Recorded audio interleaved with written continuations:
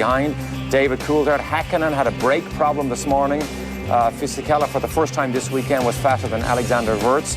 But 2 McLarens and 2 Ferraris will lead these people off down to Tamburello in that first corner, David. Damon Hill not quite as quick as he was yesterday afternoon. Villeneuve still down there. Look at Villeneuve and Frentzen in the World Championship. Williams back there in 9th and 13th spot, 12th spot. No real dramas, nobody off the road in a big way during that warm-up this morning. The weather has got progressively nicer here. You see the umbrellas out, the blue sky, temperatures well up into the high 70s, so absolutely ideal for Grand Prix racing. So thrills and maybe hopefully not spills as Johnny Herbert gets finally prepared.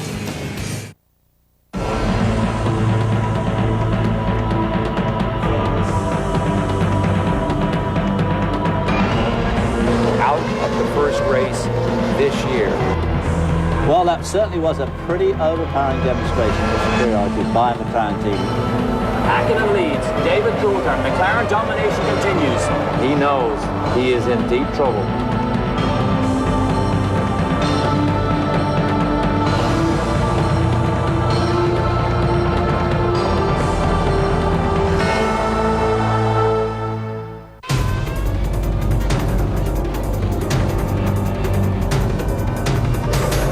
Miracle was named Michael Schumacher. 2 weeks ago in Argentina, he stopped the McLaren juggernaut Cole. A second lap off the pace in the first 2 races, he rebounded to take his Goodyear shod Ferrari past the 2 McLarens into an early lead, then survived a run through the gravel on his way to victory.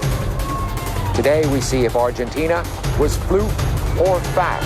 Today we see if this season will be a battle or a demonstration run. Häkkinen, Coulthard, and McLaren should be tough to beat on this fast track. But then again, this is Italy, home of the prancing horse, and the Tifosi have come to expect miracles out of Michael Schumacher. The Grand Prix of San Marino is next.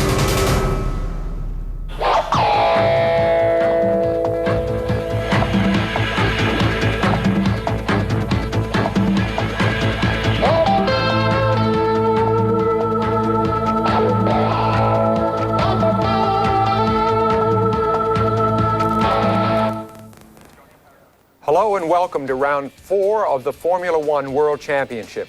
I'm Sam Posey along with Derek Daly and David Hobbs. And Derek, let's get right to today's storylines. And of course, the first one is tyre selection. Rumour has it that Bridgestone may elect to go on the harder compound tyres, allowing them to carry more fuel and make possibly 1 pit stop.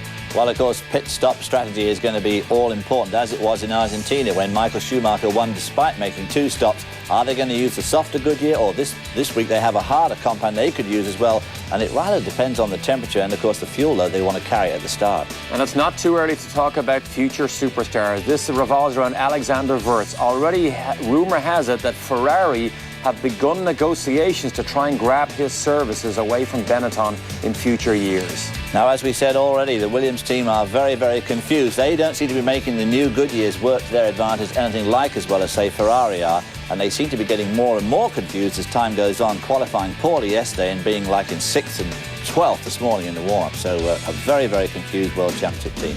Let's take a look at the BMW track map. The track is just over 3 miles around, 62 laps. Very typical European track in that it was once fast, but has chicanes thrown into it for safety. There are 4 second gear turns. The best passing opportunity looks to be up there at Tosa in the upper right-hand corner. The trouble here is that there's some new pavement in the chicanes, very slippery, and made slipperier this morning by the Porsche Super Cup race, gentlemen, where a lot of oil has been laid down. It's about 80 degrees here, so I think the opening laps may be very, very tricky. So after 3 races of the championship so far, let's take a quick peek at the Drivers' World Championship points. Of course, no doubt Mika Häkkinen firmly in the lead. Schumacher, because of what happened in Argentina, looks very, very strong. And David, then it just tails off rapidly. It does. Coulthard, of course, could do with that win today, which make a big difference. Irvine there, 7 points. He's pretty happy. Alexander Wurz is extremely happy with his 6. But certainly Frentzen and Villeneuve are not happy with their 6th, in Villeneuve's case, 2 points. And of course, the teams will tell you this is the most important championship here. McLaren, Mercedes-Benz, domination.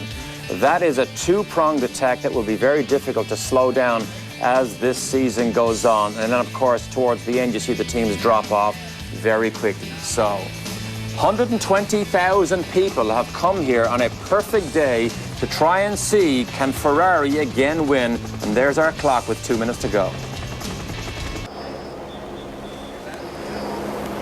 Welcome back to Speed Vision's live coverage.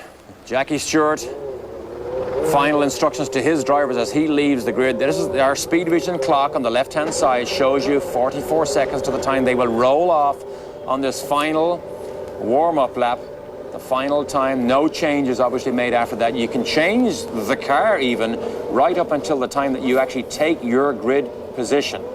After that, you can make a decision on tires if necessary, do some small adjustments. But in 25 seconds time, these boys will be on their way down the road to the new and different and much, much slower, now a second gear up to a third gear, Tamburello corner. One of the most famous and infamous and probably disliked corners on any racetrack in the world.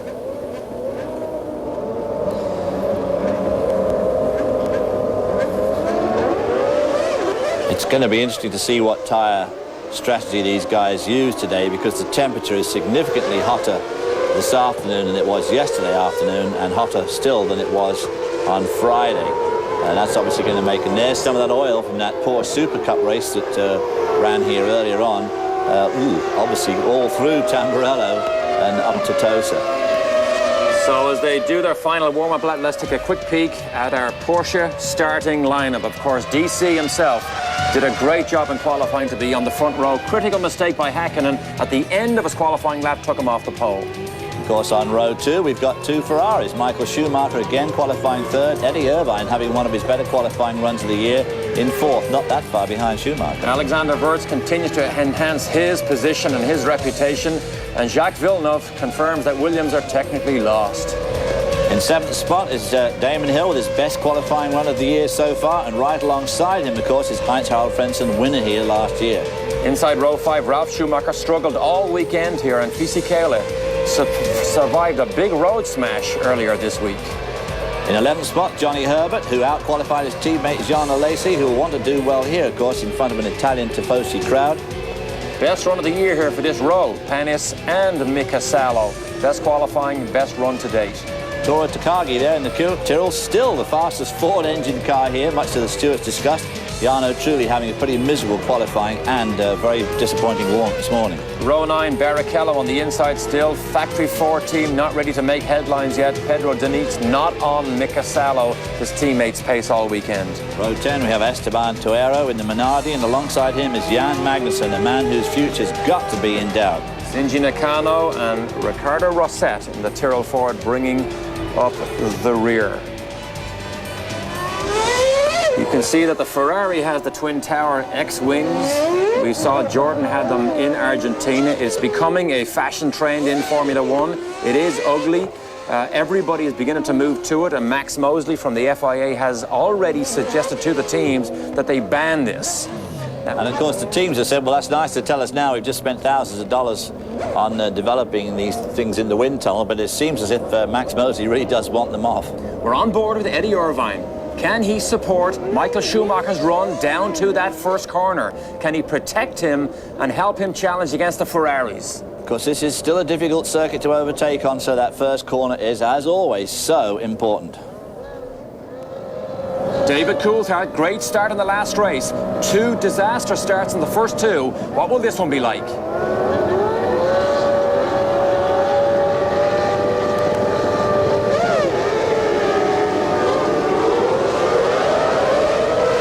Good start there by Villeneuve. Terrible start by Eddie Irvine. Terrible start by him. No help to Schumacher.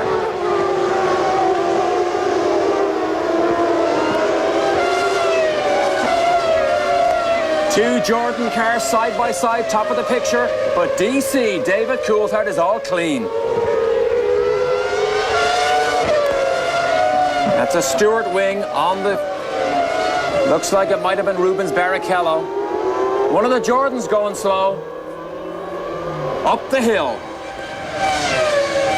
Piratella up the hill and plunges down. Fastest corner on the racetrack now, of course, the Piratella. lot of cars stuck wheels off on the dirt on the left-hand side, right there over the curbs. Another chicane at the top.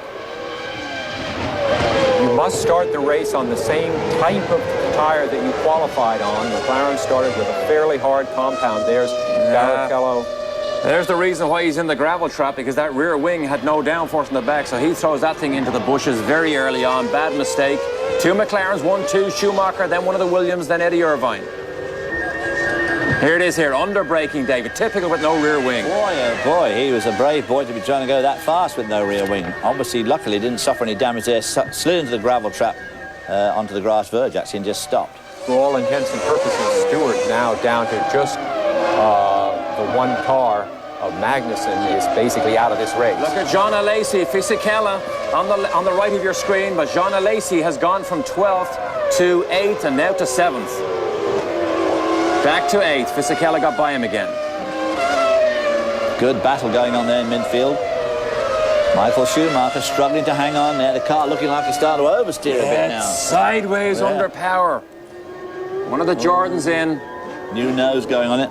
Oh, it's Damon this time. Hill qualified well and already going to be nearly a lap down. Something happened to Alexander Wurz because he is last on the track right now. Qualified so well, maybe he got together with Damon Hill. I would suggest that's why he's on his way to the pit lane right now also. Wurz and Hill started from 7th and 8th, respectively. A very good possibility they did get together. Yeah, you can be sure of that. Wurz with his work cut out for him, but he is an excellent passer, and we'll see how well he can do here. Watch Alexander Wurz and Damon Hill. Yellow and blue car. Oh, Hill runs right into him, tags him.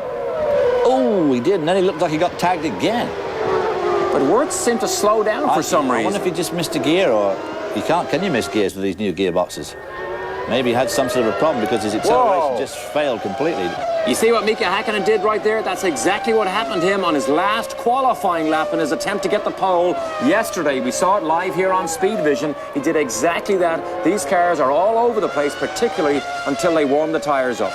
800 horsepower is the latest number being thrown around for the Mercedes-Benz engine. So when you come out of these tight turns with your foot flat in it, you've got some serious wheel spin. Alexander Wurz and Damon Hill have repaired the cars. They have rejoined.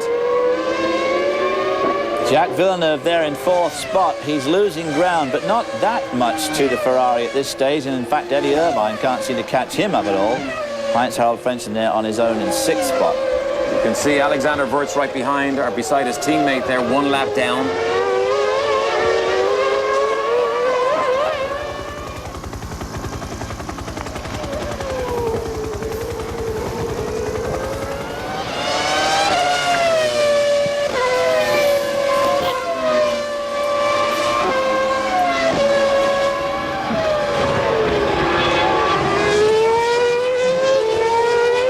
Eddie Irvine, who's done quite well this weekend, he gets closer and closer to Michael Schumacher.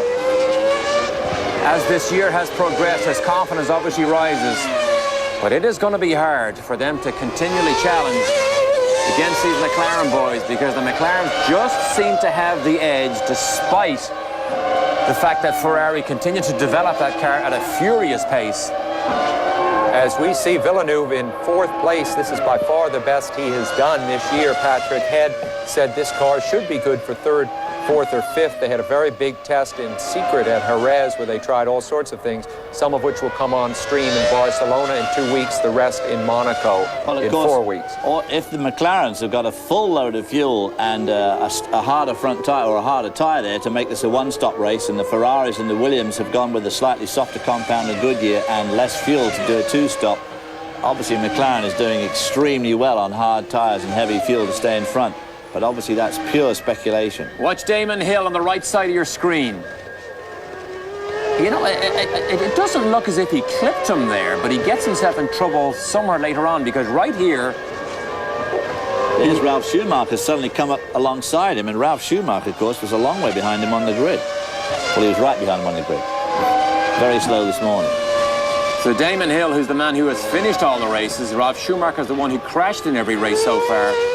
reverses the tables here, but David Coulthard now sets fastest lap while he runs at the front. The ideal position to be in control of this event. Coulthard again has been faster than Häkkinen in almost every session, similar to Argentina, not quite as dominant, but similar to Argentina. And you can see there 1.5 seconds clear after just 4 laps. And 3.9 seconds, 4 seconds in front of Michael Schumacher. Villeneuve back there 7 seconds behind, and of course Heinz-Harald Frentzen 12 seconds. So these guys are slipping back at a pretty brisk rate. The championship situation sees Mika Häkkinen 13 points up on David Coulthard.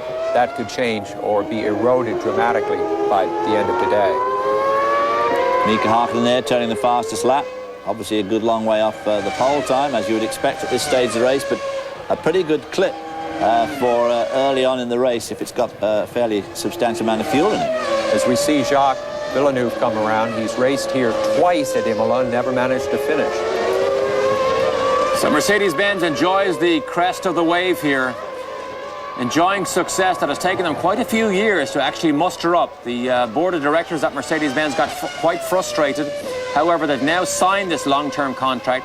And just this morning, a story broke in the Sunday Times in London that Mercedes-Benz may, in fact, have a second team in the year 2000, run by AMG, the tuning specialist from Germany. So that was a big surprise story that ran around the paddock this morning.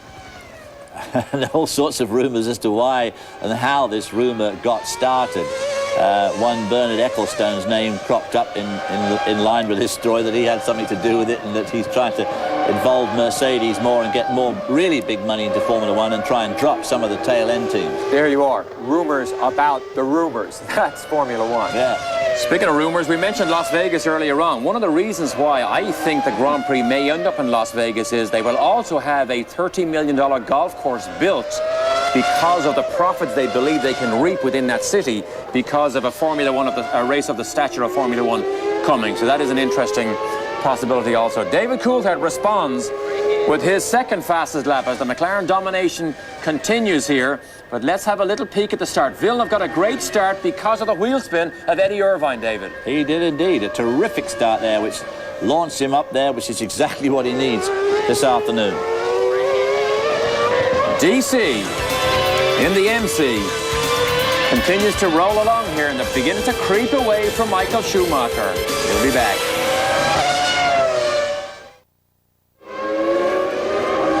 Welcome back to the Grand Prix of San Marino, live here on Speed Vision. Every qualifying session and every race will be live here on Speed Vision all year long. Fisichella having his best run of the year here in front of his home crowd. This will be a good confidence booster for him because, quite frankly, he has been outshined by Alexander Wurz all season long. Wurz is behind him on the track. He's a lap down in reality because of that first lap incident. Fisichella has finished with a DNF, a 6th and a 7th, compared to Wurz's 7th, 4th, and 4th. So this is the first time, really, that he's outshone in a race. But Fisichella's nightmare come true here because his teammate had that pit stop and has joined right behind him. So now he's going to be looking incredibly nervously in his mirror instead of concentrating on the job in hand, which is to try and get around Heinz-Harald Frentzen in that Williams in front of him.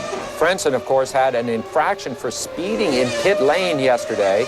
And when you couple that up with a dumb hitting of Esteban Tuero in Argentina, he is in the Williams doghouse, and he isn't showing any speed today either. He's under pressure here. Fisichella has a little poke down the inside just to remind Frentzen that he is, in fact, there. Frentzen is under pressure. He is not producing the goods for Frank Williams. Frank is beginning to look a bit sideways at him and a bit at Villeneuve sometimes, if only because he won't even shave before he goes to work in the morning. Not that that matters that much. Won't shave, dyes his hair. Generally looking a bit like a ragamuffin, which is not the sort of thing that Frank Williams and Patrick Head are very keen on, I guess. Well, last year you got away with it because he went so well, but quite frankly, the cars are not technically up to scratch this year, and therefore everybody points a finger at somebody other than themselves. But Fisichella, Bridgestone tires versus the Goodyear tires on the Williams. The same engine here, the Mechachrome engine that people believe maybe as much as 25 horsepower down now on the Mercedes, the most powerful engine. Which, of course, is such a change from the last 4 or 5 years when the Renault engine, as it was previously, well, it is a Renault engine, was always the most powerful engine out there. Now Mercedes has taken that mantle, and people say that the Ferrari is not that far behind the Ferrari in terms of power. And Wirtz is a great late breaker. He specializes in that. That could become an asset as this race goes on. Look at the telltale here. Schumacher is losing a second a lap to David Coulthard. A second a lap. He is in deep trouble already. Boy, oh boy, oh boy. And Villeneuve's losing too. Now, Fisichella will be pretty anxious to get around Frentzen, because Frentzen, obviously at this stage, is now starting to severely impede Fisichella. If Fisichella could get around him, he would no doubt pull away at a fairly good clip. That's Tamburello down to Villeneuve. Villeneuve is the next segment of the corner here, and Tosa is the braking zone. And a place where you could easily do a pass. Tosa, not easily, but only possibly. because they have room. They can try and slide down the inside. Didn't look like there's much room there. Then there's the big haul up the hill to the Piratella. This is a quick left-hander which starts to turn downhill about halfway through, so you get understeer on the X if you're not very careful. Down to Acqua Minerale, a right-hand sweep onto it, then a very tight on the brakes, and then this very important climbing turn, quite a long hill here, and of course at the top is the Variante Alta, or the high chicane. And David, if you get this just right, you really carry the speed out of it, you might have another passing opportunity going into Ravazza down at the bottom of this hill. See, this is all flat down here. Here comes Ravazza, a double apex left-hander. But one of the things that makes overtaking difficult here is that all the overtaking spots are preceded by sort of subtle curves, which just make it so much more difficult to really get the curves go just the wrong way to help you. And they've really messed up Tosa as an overtaking spot now by making that chicane at Villeneuve too close to it, so you don't have much of a run between Villeneuve and Tosa. Down here into Tamburello, you've got that curve as you approach it. Right here on the braking zone, you're sort of turning. It makes overtaking difficult, and the same thing applies into Villeneuve and out of Villeneuve too now. Best run of the year here for Fisichella. He's an Italian, hometown crowd, likes the track, finished 4th here last year, needs this, needs a good result here. Obviously our director in Italy likes him also, has him on camera shot here on a regular basis. Status quo at the front with the top 3, in fact the top 5. Derek, you mentioned the Fisichella wreck that happened on Thursday. He was driving his Boxster near the track. Someone pulled out. He wound up wrapping it around a tree, but the airbags deployed, and he walked out unscathed. This is one of the teams based in England, although it's an Italian-owned team run by David Richards now. They test at Silverstone. Most of the teams ran at Silverstone that are English-based. They were snowed out earlier this week. It was that cold in England. The McLaren team were up there for a short run also, but look at the stretch here now, David. Way, way more than that 7 seconds, probably 9 seconds now, all the way up from Coulthard to Michael Schumacher. And of course Coulthard dropping into the 129s as the fuel load goes down, and here you see the gap between them now. Big gap between Coulthard and Harkinen, pretty close together there, but then a long way back to Michael Schumacher, Villeneuve. This terrific battle here between Frentzen and Fisichella.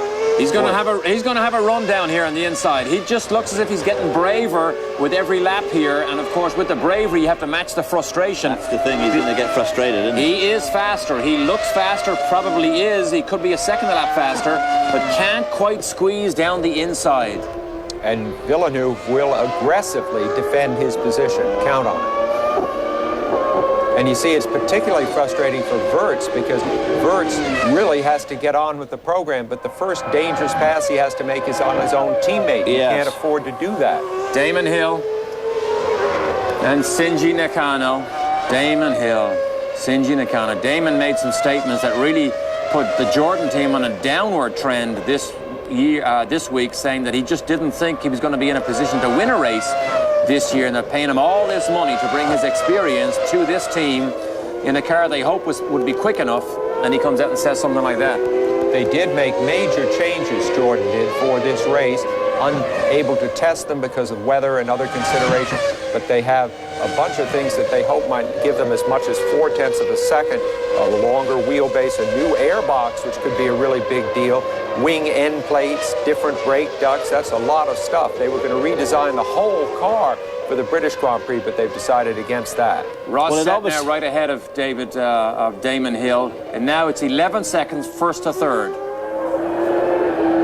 Terrific battle going on here between Fisichella and Frentzen. Fisichella right now is starting to get very frustrated because he knows if he can get around Frentzen, he can start to make some ground up on Eddie Irvine, who's only 4 seconds up the road in front of Heinz-Harald Frentzen here. So he really wants to get this job done, but everywhere there's a braking spot, like here, this is the Villeneuve chicane. It's way too close to Tosa. If you don't do the chicane well, there's no way you're going to get alongside the guy to outbrake him into Tosa anymore. But he is sending clear messages here. He begins to duck down to the inside on a regular basis. That is to turn the pressure up on Frentzen, to hopefully try and make him make a mistake. But as the run goes on here, perhaps the Bridgestone tires may have an advantage on long runs. We didn't really see that, in fairness, in Argentina. Look at Rosset and Damon Hill. Rosset not about letting by, is he? Well, this is a race. He doesn't have to move over. He's not being lapped. So this is a battle for position here. Not much of a position. Damon Hill, of course, won 2 races on this track, but that doesn't get him. It's not currency that's worth very much at this moment. Boy, I'll tell you, 96 world champion, 2 times winner here in a Williams. Easy winner, and boy, it must be just so frustrating for him to be back there. But obviously, I don't know whether he made the mistake or Wirtz on that run down to the first corner, but he ran into the back of Alexander Wirtz and took his nose off. Here's the fight. Same engine in each car. Fisichella knows he's quicker, but he's got to be able to have a slingshot and protect the inside line, and he is just not close enough. He's just not close enough. And of course, again, with multiple corners on the approach to the braking zone, it makes overtaking even more difficult, because when you really want to be tucked under the guy's wing to make the pass, you can't do that, because then you're in the hole in the air and you lose all your downforce. Very difficult to overtake in these cars. 12 seconds now between David Coulthard and Michael Schumacher. Rosset still battles with Damon Hill. Johnny Herbert.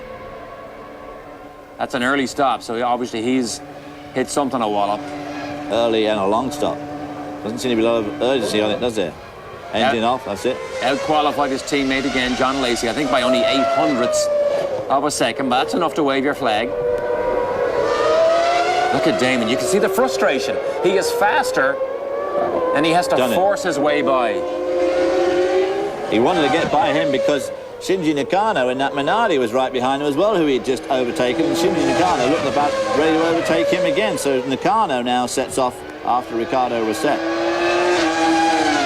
You can see the rubber off the line on that shot going up the hill as these tires roll this rubber off that they wear. They fight for grip. Exiting these corners. John Alesi still hangs on there. Alesi had a good run in Argentina and a good run here.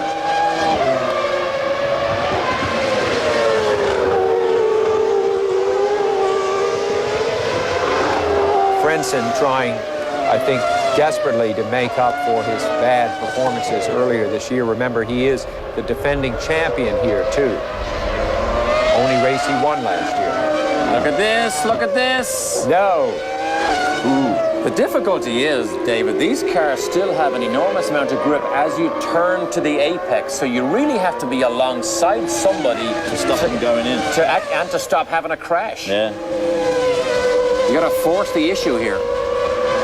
Again, that's the hallmark of Michael Schumacher, isn't it? He forces the issue, and when you see him coming, I mean, other drivers know that he's going to make the pass then and there. It's almost partly in the chemistry of things your fault if you get involved with Schumacher simply because you know he's going to do it. Yeah. What a psychological edge. Sort of one-man Panzer attack battalion. Well, Ayrton Senna had exactly the same philosophy. People used to move out of the way when they used to move out of the way when they saw him coming, let alone wait till he got there. Look at that, 7 kilometers quicker down the straight on the speed trap. The Mercedes engine over Heinz-Harald Frentzen. 4 days in a private test Williams spent at Jerez trying to identify the problem with this car. They came away a little bit inconclusive. Brian Lambert, their team manager, says because of the rain each night it was a bit inconclusive, but they actually bolted on the back half of last year's car, the wide track car, trying to see technically the direction they need to go in. This car does not like this narrow track configuration, and the drivers cannot sort the car out, quite frankly. No, as we said at the beginning there, they really are confused. And McLaren, on the other hand, are not confused. They're now nearly 15 seconds ahead of Michael Schumacher in third spot. Johnny Herbert, this is what... flat rear tyre, or rear suspension's broken. Flat tyre. They're so stiffly sprung that whenever a corner lies down, you can continue to drive the car back, but if a rear corner lies down, that's why the front suspension is so stiffly sprung. It literally picks it off the ground. Did somebody hit him? Or did he pick up a puncture or just break a suspension? It looks like a suspension, David, because they seem to be pretty lax in the pits. Yeah, it wasn't just a simple tire change. They just pointed down to it, didn't they? And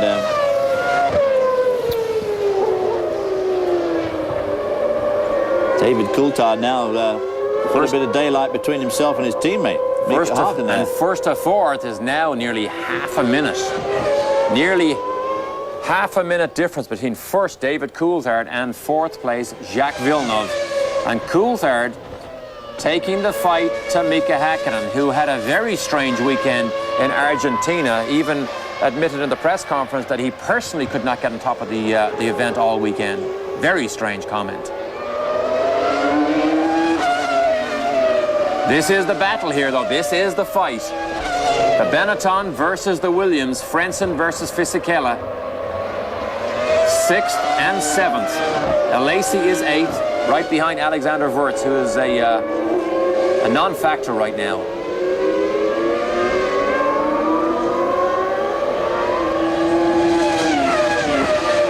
You've got to have patience. You have to wait and bide your time.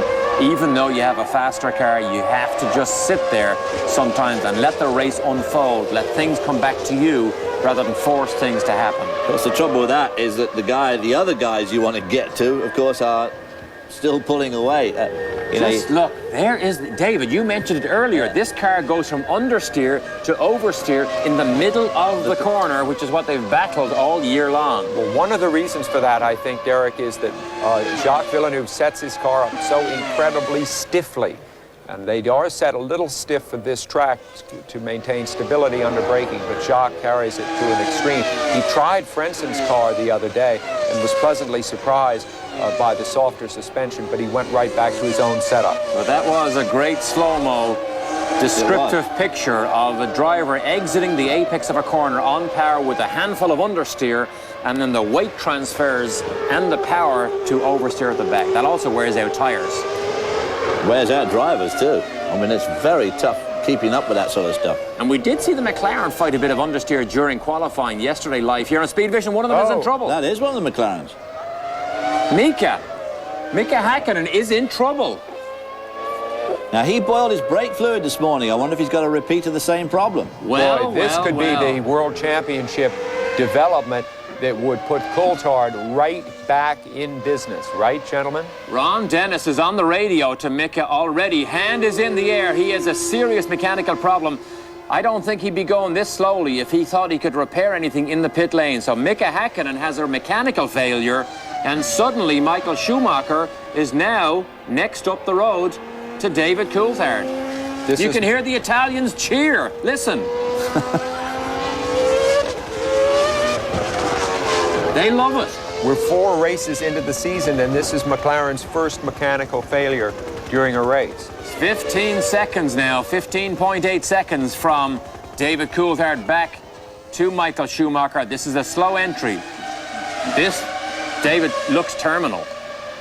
Certainly would seem that way. The engine's still running. Maybe he's had a complete total hydraulic failure. These engines and gearboxes are so complex and so integrated these days. Straight into the garage. He knows that whatever it is, they aren't going to be able to fix it.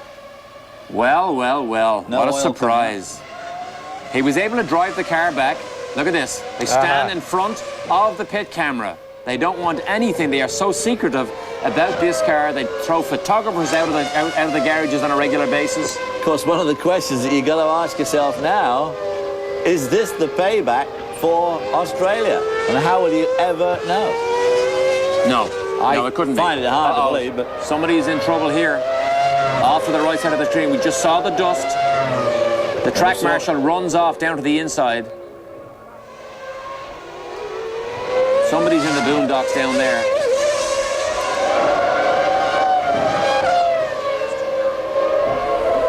Esteban Tuero, Schumacher. right in front of David Coulthard. There we go. Oh, It's a big one. it's Fishy Keller. Well. I bet he made a lunge down the inside. I bet. We don't know that for sure. There. No, just lost it on braking right behind him.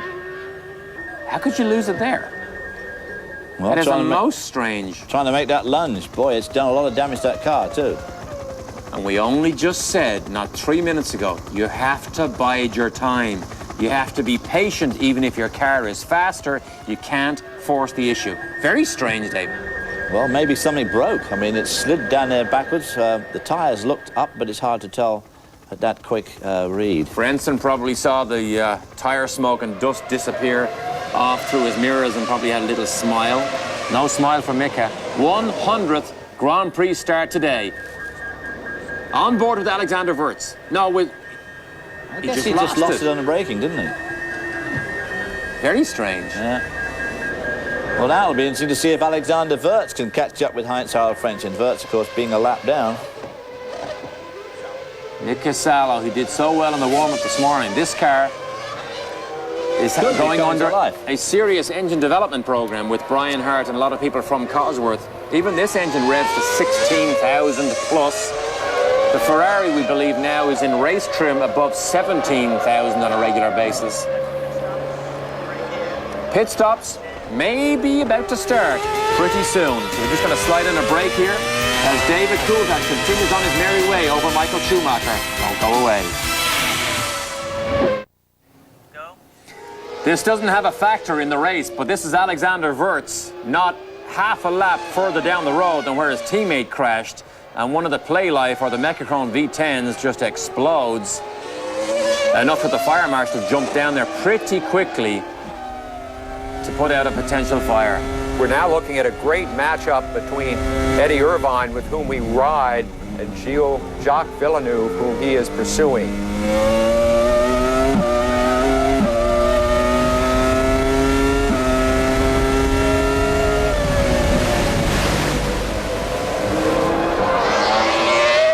Theoretically, it should not take Eddie very long to reel in Jacques. He's been behind him now for a few laps. Of course, he got such a poor start, and that was such a big disadvantage because now he has to claw his way, and even if he is faster, trying to force the issue here at Imola is very, very difficult. You need to be a brave man. You don't want to be too brave, though, in a Ferrari if you make a mistake in front of 120,000 rabid fans.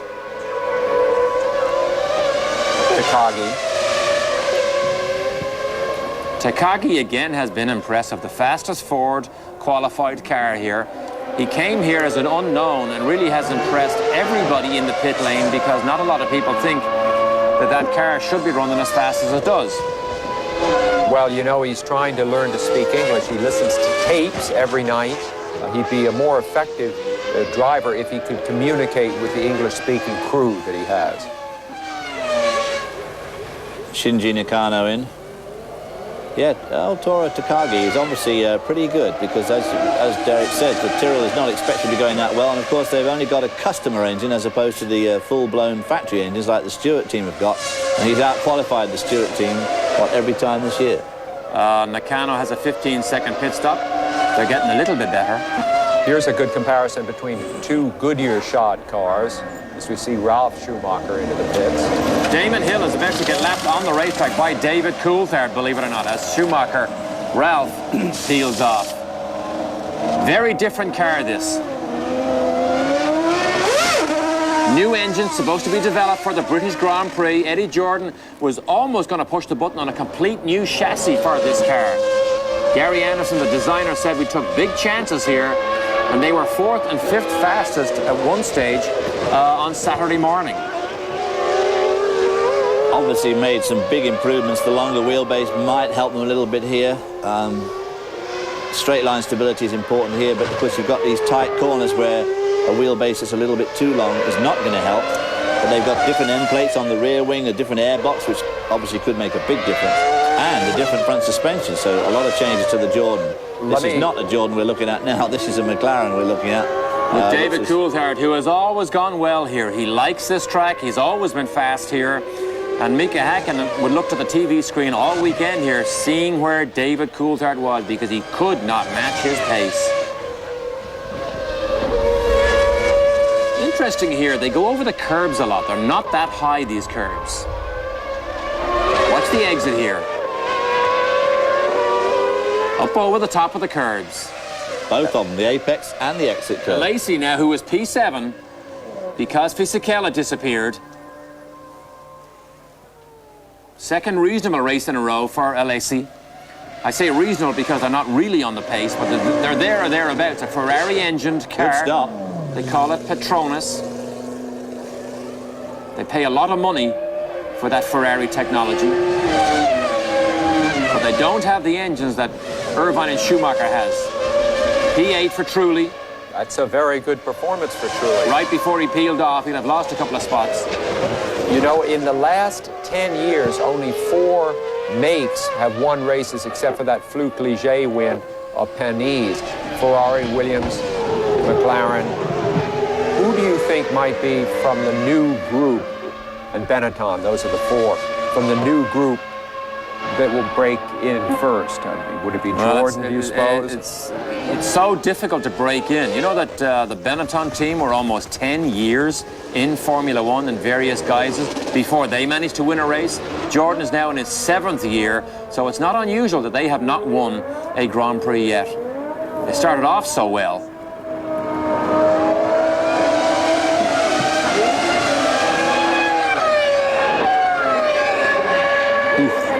Nearly stalled it then. Good fight here. Villeneuve trying to hold off Eddie Irvine. This is a battle for the Constructors' Championship in particular.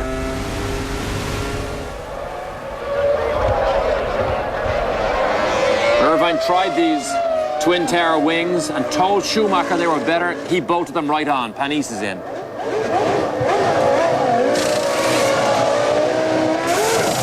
He was P6 right before he peeled off. Because, of course, of other pit stops. They have had a more reliable run with this car this weekend because of the lack of gearbox problems. They say as many as 50 gearboxes have broken this year so far in that car in testing. But we haven't even finished 4 races yet. We just don't stay on those onboards long enough. Over the curbs again, down the hill. Watch the plunge.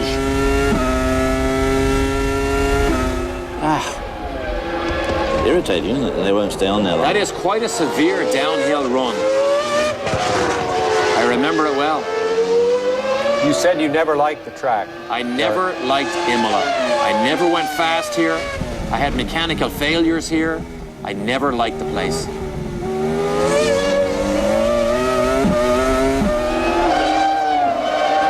You can see Villeneuve has a little look in his mirrors just to check where Eddie Irvine is. He's in control of the situation now. He can keep it at about 0.2 of a second. Oh, look at this. See the black streaks he leaves. Incredible, isn't it?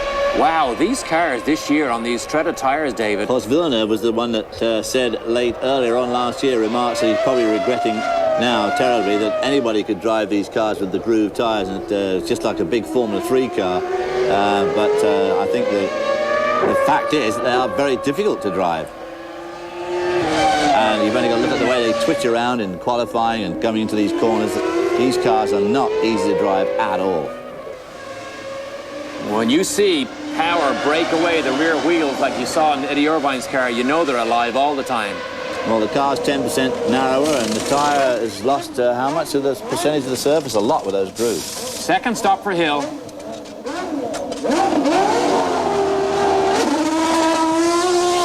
Not bad. Not bad. Tell you how important tire grip is. Patrick Head said that if you raise the grip by 5%, you go 1.5 seconds faster on a typical track. Whereas if you increase engine performance by 5%, you only gain 0.2 of a second.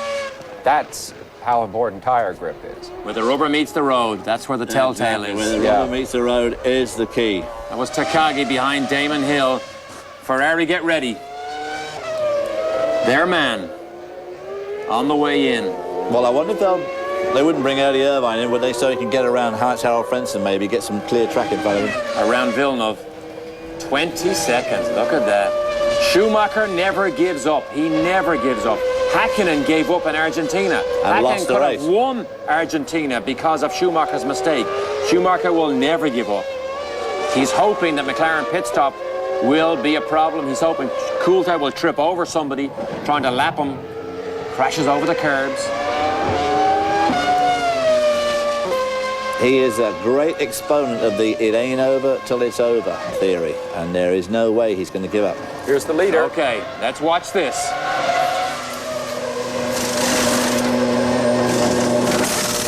18 people work on the car. 18 people. Wow. Nothing wrong with that. Good stuff. Here he is. Here's Schumacher. Right behind him. He is so good on his in and his out laps, is Schumacher, but he'll never make up 20 seconds. Nobody cleans his visor. They clean Coulthard's. Pretty good, pretty good. Look how long up the road he is. Look, he's almost down at Tosa. Tosa, right, and he's just leaving the pits. Wow. Tosa is at the far end of the racetrack. Villeneuve is in.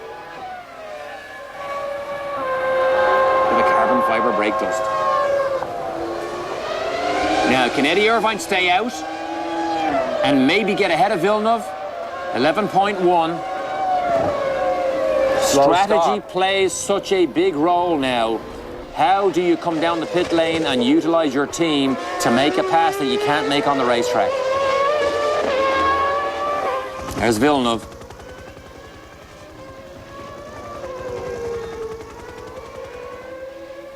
Eddie, ready for Eddie. Fast Eddie. Well, Villeneuve's 11.1 second stop leaves the possibility wide open. And this, of course, is just what he doesn't want. Rossette's holding him up now badly, so that's going to play right into the hands of Eddie Irvine there, giving him a fistful of fingers over the side of the cockpit there. That was Canadian language. Eddie Irvine, can he take advantage of that? What with the long pit stop and that holding up there, I would say that's put him behind Eddie Irvine.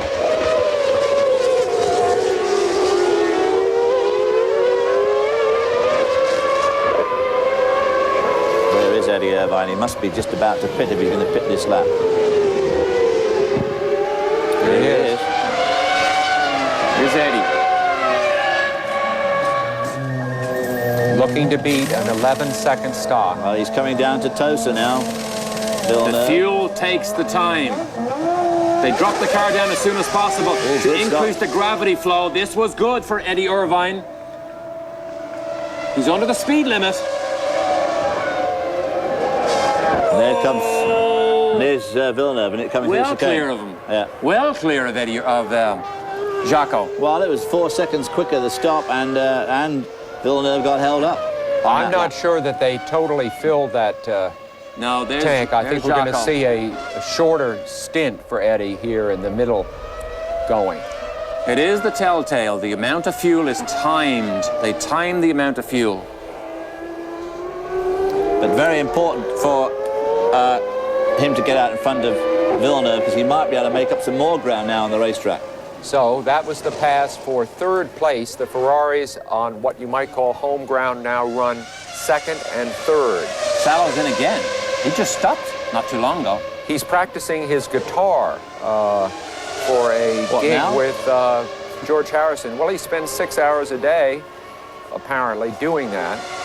Maybe he felt he needed to loosen his fingers up a bit in the pit stop. Exactly. Yeah, just do a little bit of fret work there in the pit. Ooh. George Harrison has invited him to play at the Albert Hall alongside Eric Clapton and Chris Ray, something that has made a lot of other musicians salivate. Long There's stop. Tom Walkinshaw at the back. He said, let him go, let him go. What did he sit there for? What was all that about? Confusion.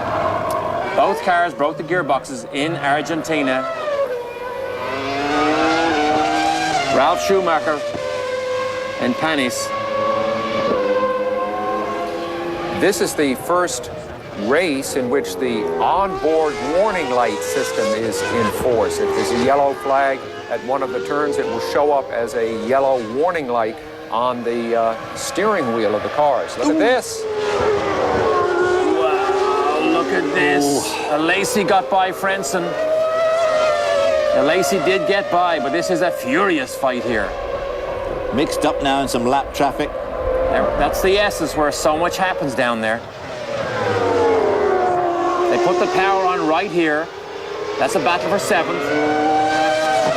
Ralf Schumacher and Panis. You've got to be careful when you put the power on here, because as we saw earlier with Eddie Irvine, when you put that power on, the back of the car can jump away from you.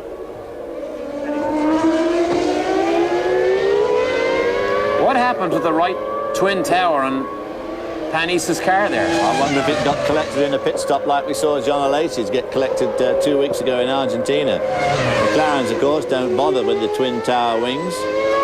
Yes. David Coulthard, a cool 23.5 seconds up the road from Michael Schumacher.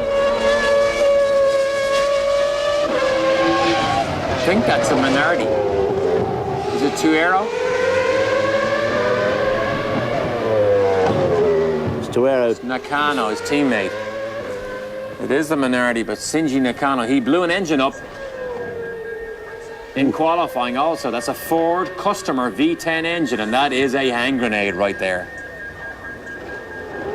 That is a hand grenade. Wow. Oil fire. And it did that yesterday afternoon in this. qualifying. Wow. The grass is on fire. Whew. I don't see any firemen, do you? Well, they're back there, and I think they came through the smoke and put it out from behind. Scatters the oil all over the place. The team sees the same pictures we're looking at. Johnny Herbert. Heinz-Harald Frentzen. Heinz-Harald Frentzen. Lacey, This is John Lacey, yeah.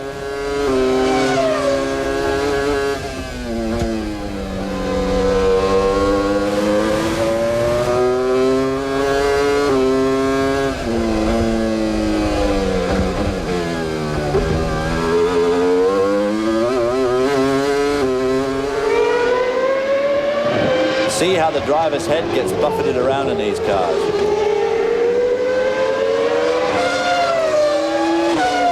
That is the stiff suspension that does that rather than the wind, the aerodynamic. Oh, it's just, yeah, right, bouncing around. Excellent. Yeah. We asked the question, where did the right side wing go on the Prost car? We now know the answer. They took it off. Reason being, they can't fuel the car. Look at this. It is right in the way of the fuel hose, so they literally take it off and run with one left side wing. I don't remember a Grand Prix car running with offset aerodynamics like that. I don't either. Nicolas Salo stopping again for some reason or other. 3 stops. 3 stops. Second fastest in the warm-up. That is very encouraging for that team to run that fast on a full tank warm-up. Schumacher coming up right behind Takagi. Look at this. Ralf needs to move over. Ralf usually fights for those positions and ends up in the boondocks. Wow. You can see that he gave him plenty of room there. He did give him plenty of room there. Bit of a surprise. Because this is a spot. This is the 7th spot, so it only needs one more retirement in front of them, or a bit of luck, and they'll be one of them will be in the point-scoring position. There may have been some team orders about that. These guys badly need points. I mean, to go 3 races and not finish is a very bad scene for Ralf. Yeah. Get some practice in, Ralf. Stay out there. We talked earlier about oversteer, particularly when you jump on the power. Watch Eddie Irvine here as it breaks away, David. See the black streaks? Black streaks left by the Ferrari as both rear wheels spin. Takagi let Michael go. There's the rubber on the road. See it at the top of the hill. Kicked off by these tires. It gathers up as marbles on the outside. Frentzen has not stopped yet, which is interesting. It would appear that the Williams strategy is to run him as a one-stopper. Will Jean Todt be working for Ferrari next year, one wonders? His Ferrari contract is up at the end of this year. Truly right ahead of David Coulthard. He sees him. You can just see him look in the mirrors. He's about to get a lesson here. The frustrating thing for a driver, David, is when a fast car goes by you, you simply can't hang on to him, but you can't visibly see why it's so much faster. It just seems to ease away everywhere. It's terrible. It really is the most frustrating thing in the world when you're just driving your heart out and the guy just keeps on easing away and you can't understand why. Everything is just a little bit better. A little bit more power, a little bit more grip, a little bit better handling, and then, of course, the confidence of the drivers grow. Don't go too far away. Back with live coverage of the 18th Grand Prix of San Marino. The first one that was held here was the Italian Grand Prix, and Frentzen is in a big fight here. Frentzen did have a pit stop, incidentally. I was incorrect there. I thought he was going for a one-stop strategy. He's right on target with everyone else. But Jean Alesi did manage to scramble past him before he made the pit stop, and now Frentzen has all the work to do. So he won here last year, his one and only win. But things are different this year. So both Williams cars lost ground on their pit stops, lost places. Lost places, and in Villeneuve's case, lost quite a lot of ground. He just happened to have everything went wrong for him. Yeah. Long stop, and got caught by that traffic on the way out through this section here, which slowed him up big time. With the dominance of the last couple of seasons, it's strange to be talking about Williams as a struggling team.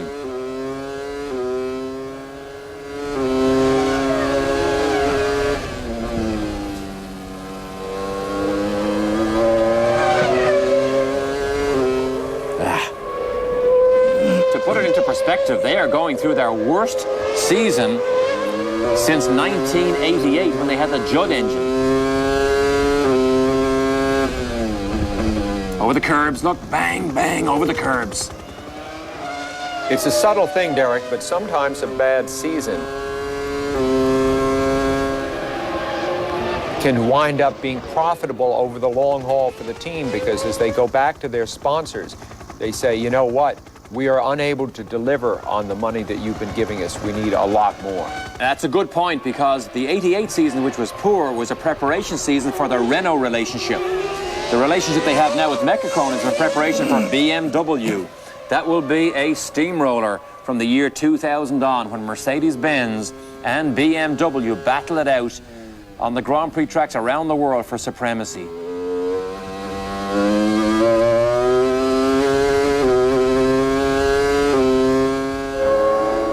You can hear the different throttle positions that Frentzen uses as he exits the corners. Because those semi-automatic gear shifts sound so slick too, don't they? Coulthard, lonely in command here, about to have, if he is able to finish this race out front, a huge day, the day that he is needed to get back in a big way into the championship. And also a huge day for Michael Schumacher with no Mika Hakkinen in there either. Right. That will make a big difference to Michael Schumacher. Is in trouble.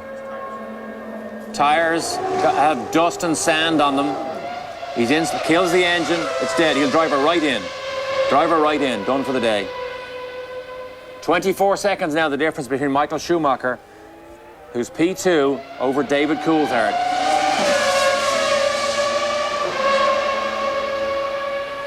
So slipping back slowly but surely, although obviously at this stage, ooh, there we see. Yikes. So whatever happened, that was the cause of the problem. Whatever problem it was, he didn't think he could fix it.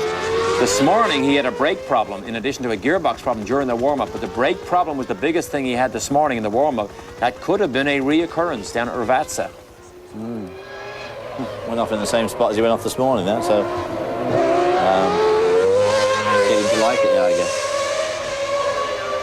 P7 about to get lapped. Olivier Panis, 7th place, about to get lapped by David Coulthard. David Coulthard in no hurry at all to get around him with a nearly a 25-second lead over Michael Schumacher. 15 of 16 races McLaren won in 1998. They're still on track to have a chance at equaling that record. The European season was what everybody said we need to get back to really take stock of what we have, because the South American races are so far away, and Australia, that you can't really effectively change or develop the car while you travel that much. But the European season still looks to be as if it's fallen into McLaren's hands. Boy, I'll say. Right decision on tyres today. Probably the wrong decision on their choice in Argentina. And then they settled for points instead of a potential win. They may regret that as this season goes on. Let's take a look at the Bridgestone race reset. Of course, there have been no lead changes because David Coulthard got a perfect start, bolted into the lead at turn 1 and has held it ever since. The B8 cars out of the race, both Benettons, but the big story, Hakkinen out. And although the race has been relatively tepid at the front with Schumacher unable to attack, Coulthard, the championship situation has come very much alive with the championship leader, Hakkinen, out, and his pursuers able to get a bunch of points on him today if he can stay out front. Ralph takes it down again for another Jordan pit stop. If you watch very closely, you'll see the airbox is different on this car. They have new brake ducts, a lot of aerodynamic changes. But I think the wheelbase lengthening it, Sam mentioned it earlier, that has made it more drivable and given the drivers more confidence. Apparently the car was tough to be consistent with before.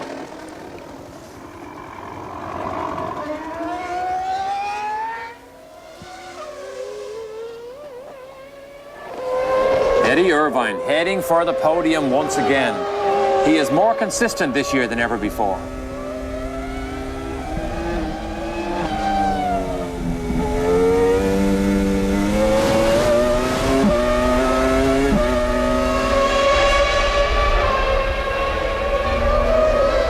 With these semi-automatic gearboxes, the changes up and down happen so fast. It's unbelievable, isn't it? Yeah. And of course, what Ron Dennis and the other team owners like about them is they're more or less foolproof, although not quite foolproof, as was the case when the Williams lent their car out to Markin and the rally driver, who went from 6th to 4th by mistake at 175 miles an hour in a sort of gratis run the other day. And destroyed it. And destroyed it. Wrote the car off. Mick Doohan, the 500cc motorcycle champion from Australia, also had a run. He crashed the car. So not a good day for, or not a good week at all for Williams as Rosette peels off in. If you're just joining us, welcome to the Grand Prix of San Marino. David Coulthard is leading, has led from the start. Michael Schumacher is second. Hakkinen had a mechanical failure while running second and slowly made his way to the pit lane. So the World Championship is beginning to tighten up if this race continues as we've seen it. Ricardo Rosset there, pretty good pit stop. Looking at Michael Schumacher here, driving just as hard as if David Coulthard was 6 feet in front of him, as opposed to half a minute. And the as car completely built just up the road, not 60 miles away. First time in 4 years that built the whole car here in Italy. It still retains that 7-speed, longitudinal gearbox. And of course, the amazing thing for Ferrari is, in spite of all their mystique and their great winning ways back where they got off to a tremendous start in the 50s and 60s, they haven't won this race since 1983. I mean, that is a long gap to not win your home race. So much emotion wrapped up in Ferrari here at Mugello. Look at this. Eddie misses it. Eddie misses the turn in. Did he miss it, or was he just slowing down? No, completely missed it. looks like he slowed down to me. Oi, that is the same part of the racetrack at Tamburello where we saw him have trouble earlier. Damon Hill is in trouble. They're beginning to fight over the same piece of road. Now, is Mika Salo up with Damon Hill after all those stops, or has he dropped him? No, Hill is P8, position 8. Mika Salo had 3 pit stops, so there's no way he's not a lap down from Damon Hill. Salo's P12 right now, 2 laps down, having had 3 stops. To join this battling group comes one M. Schumacher. Hill has finished this year in 8th. It was a DQ and another 8. So out of the points, I think Jordan has their best shot at a point so far this year right now. Oh, Damon Hill is about to see Michael Schumacher fill his mirrors. He doesn't like that. Still a lot of personal negative emotion between these two drivers. And DC doesn't care. Does not care. He cannot make a mistake here. Part of the reason he had the trouble in Argentina was the downshift mechanism on the McLaren began to give him trouble. So down changing put him in trouble. Believe it or not, when he was smacked by Villeneuve late in the race, it rectified itself. We don't, of course, know what happened to Hakkinen. That's crucial missing information. Is it something Could be the same could sort of happen to Coulthard, or is it a freakish thing? You'll get the gap when Michael Schumacher goes over the pit lane, or goes over the start-finish line. 22 laps to go there. 23.3. So it's staying just right at 20 seconds a lap. Almost 2 seconds a lap is the advantage. It was a second a lap earlier, but the longer these runs go, they seem to just stretch it that little bit further. So more work to be done by the Ferrari and by every other team if they're going to catch these boys. David, it's the most impressive thing about McLaren is the long runs, they become more dominant. Absolutely, and part of that, of course, is their tyres. There's obviously no doubt about it. The Bridgestone has got a tremendous tyre this year, very competitive, and everybody that uses Bridgestone, or the 2 main teams using Bridgestone, McLaren and Benetton, seem to do very well with them, and the Goodyear teams, other than Ferrari, seem to be in disarray.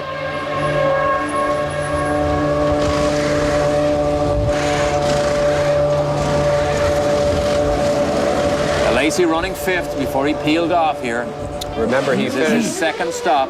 He finished 5th in Argentina, so Lacey is coming alive with the new team, producing some real results for them. So it gives Frentzen a bit of breathing room now to try and pull ahead, but look at this here. Damon will have to move over for Schumacher and get lapped. What a position Damon Hill is in. Someone added up the number of times Schumacher has come into contact with other drivers in a race. The number is 11. Obviously, a couple of those were historic comings together with Damon Hill for championship points. And there might be another one coming. Oh, he lets him go. Oh, let him go. He moves over. He's a gentleman, a good old English gentleman, and lets him go. The oldest man in Formula One. Nice move there. 37. Well, I think if Damon Hill has been the oldest man in Formula One, it makes me go... makes my toes go. He's only 37, but I he's the remember oldest him when he was a man. little tiny boy. Now, Damon accused Schumacher of taking the biscuit when he put Coulthard off the road in Argentina. What does that mean? Well, that means that when Damon Hill was a very small boy having his orange juice and his biscuits, his dad took his biscuit and he said, "Daddy, you've taken my biscuit." And he's saying the same thing about... Taking the biscuit means taking everything. Gotcha. Okay, so Frentzen times his pit stop with Alesi. He was 6th as he peeled off. So where is John Alesi now when he comes out of the pit lane? Frustrating pit speed limit. Whoa, whoa, he's going to beat him. He's going to beat him out. Yes, he did. Yeah. You got to get it up to speed now. But now he's got to let moving David over. Coulthard pass. Alesi sees it. The tires should be up to reasonable temperature. It's going to be a battle for 5th when they sort things out here. So David Coulthard has now lapped everybody up to P5. Demonstration run here by McLaren. We had a great interview, you saw some of it earlier, with Ron Dennis We sent our speed division crew to the McLaren factory, and there's some fascinating information on the technical makeup of that particular company. That's probably why Damon Hill moved over. He knew he was on his way to the pit lane to see the boys. Long stop too, that, for a two-stop strategy. 11, nearly 12 seconds. Listen to this, gentlemen. If the places hold as the cars are running right now, the World Championship at the end of today will have Hakkinen on top with 26. Coulthard will be in second with 23, and Schumacher in third with 20. That's very close at this stage of the That's what we need going into the next round in Spain. Our leader through Ravazza, Frenson and Alesi. Look at Eddie Irvine fight again, David, through Tamburello. Really? Through Villeneuve, that was. Ralph right in front of him, P9.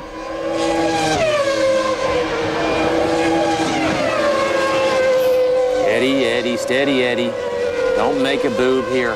Don't throw the whole thing into the bushes, having done such a good job on the rostrum. This is excellent for the Constructors' Championship. McLaren will only have one scorer. If Ferrari continue the way they are, they will have 2-point scorers. That is very important for Ferrari, the Constructors' Championship.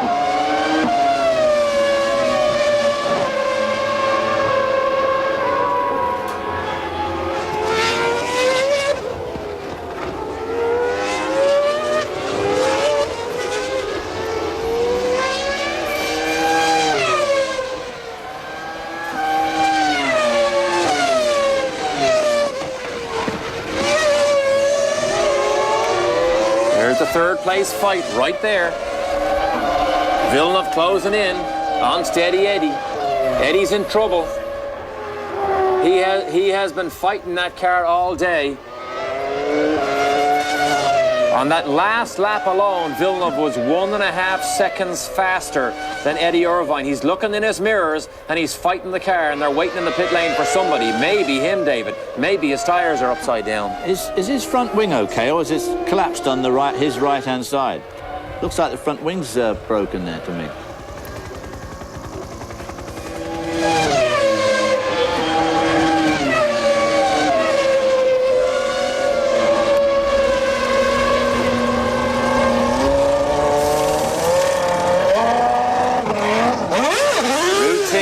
DC won't even lose the lead. No, pretty scary, isn't it? Won't even lose the lead. You can see the car slide, David. See it again? Four-wheel drift as he left the apex. When he went off the road there earlier on, we saw on his onboard he went off. He obviously tagged that front wing. It's vibrating, and I think it's down at the right front side. So he's losing some downforce there. And now he's overdriving the car. And of course, that puts extra heat in the tyres, and the whole thing starts to spiral downhill. Here he goes. Both of them go. Whoa. Two of them. Both of them in together. The battle of pit crews here. Villeneuve got a poor stop the last time. Look at this here. Good stop by the Ferrari guys. Another bad stop for Villeneuve. Yes. Decisive for position. Wow. And then those two Ferrari techs stayed out in the middle of the lane there to make sure he went round them. How frustrating that is for a driver to come in and have to sit that long. Look at Eddie here. He's locking up against that same spot where he went off before. Fresh tires. And now Villeneuve's got all his work cut out again to catch up again. You have to say, with the reputation Eddie Irvine has had over the last couple of years, he doesn't make many mistakes this year. He seems to have settled down, and he's running nice, consistent laps and nice, consistent races, which is what that team wants in support of Schumacher, who he's happy to say is number one. I'll do whatever you like. But now he's picking up valuable championship points. Right, which is helping the Constructors' Championship enormously for them. But the Williams team too, which is so vaunted over the years for technical excellence, the best drivers and everything else, they still have, now they're having trouble with their pit stops. Here's first and second. Here is first and second on the road in the position. Unfortunately, Schumi has to go and talk to the boys in the pit lane, which is a shame because this is the closest they've been since about the first 50 yards of the race. I wonder if your friend DC, as you call him, is going to let him get close at the chicane and nudge him off again. He's probably smiling at him in the rear view mirror. They're ready for Schumacher, though, in the pit lane, so he's probably going to peel off right now in this lap. The problem is, although it's nice to run behind him, if he's on worn tyres, look at the wide exit there, if he's on worn tyres, he loses way too much track time. Villeneuve is Eddie Irvine is still third, and Villeneuve is fourth. We talk so much about the high exhaust, or the new exhaust that Ferrari we're going to have on for Imola. It exits out the top of the engine cover. It looks very unusual. He peels off down the pit road. They were about to run it, however, in the full race distance test that Eddie Irvine did at Mugello. It broke. They said, forget it. Reliability is paramount to speed. And they were talking about it being worth 2 or 3 tenths a lap. They really need about 3/4 of a second a lap, don't they? Yeah. Or even be equal. Good stop. Very Nice stop by Ferrari. But look at this. There he is down at Tosa, near enough for Villeneuve. Coming into Tosa now. Yeah. Just about where they were when it all started. So I guess that David Coulthard's still got about a 20 to 24 second lead over Michael Schumacher, both having made their pit stops now. About an 18-lap run, a 17-lap run now to the end. Can you imagine the press man lining up to try and drive with one of these drivers in the 2-seat Formula One car that will be ready to run mid-season? They're already beginning to take names. They draw them out of some sort of a lottery, but can you imagine that excitement? I promise you, you have no idea until you've been in a racing car how violent these things are and how quick they are. And this 2-seat F1 car that they have built for people to enjoy will be a remarkable eye-opener for anybody that's brave enough to sit their backside in beside Coulthard. It will be a tremendous eye-opener.